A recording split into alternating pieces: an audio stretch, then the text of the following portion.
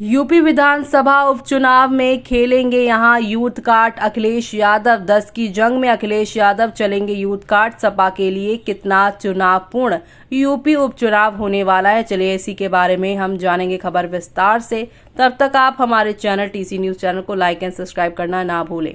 आम चुनाव में जीत के सिलसिले को बरकरार रखने के लिए अखिलेश यादव कोई कसर नहीं छोड़ रहे। अब उन्होंने पीडीए विस्तार की पृष्ठभूमि में यूथ कार्ड खेलने की तैयारी शुरू कर दी है। इसमें प्रत्याशी युवा होंगे तो वहीं मुद्दे भी युवाओं से जुड़े होंगे। उनके लिए मिल्कीपुर प्रतिष्ठा का सवाल तो वहीं कटहरी भी और कानपुर की सीमा मऊ भी पर बसपा के मैदान में आने से सपा के सामने दोहरी चुनौती रहेगी। 10 सीटों पर चुनाव अब सपा के लिए खासे चुनौतीपूर्ण है। भारतीय जनता पार्टी इन मिनी चुनाव में अपना वर्चस्व चाहती है। ऐसे में हर सीट पर कांटे की टक्कर हो तो कोई आश्चर्य नहीं। भाजपा ने कद्दावर नेताओं को उतारकर हर सीट पर सपा की घेराबंदी शुरू कर दी है। इसकी काट के लिए सपा ने लोकसभा चुनाव जैसे ही यहाँ पर रणनीति पर अपना काम करना शुरू कर दिया है। फैजाबाद लोकसभा क्षेत्र की मिल्कीपुर में सपा युवा नेता अजीत प्रसाद को मौका दिया है। वहीं अब प्रचार में भी लग गए हैं। पिता और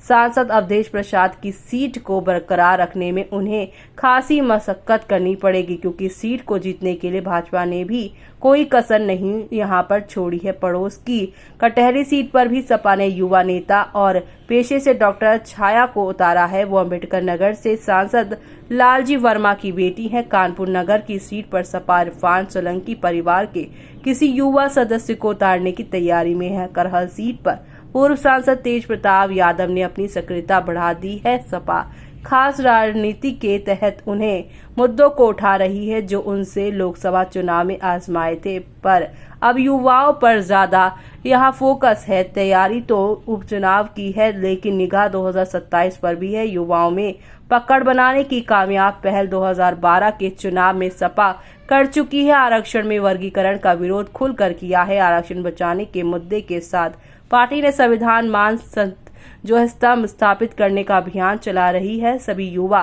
फ्रंटल संगठन जिलों में इन्हीं मुद्दों को लेकर अब सक्रिय दिखाई देगी। और यूपी की जिन 10 सीटों पर उपचुनाव होगा उनमें गाजियाबाद, फूलपुर, मीरापुर, करहल,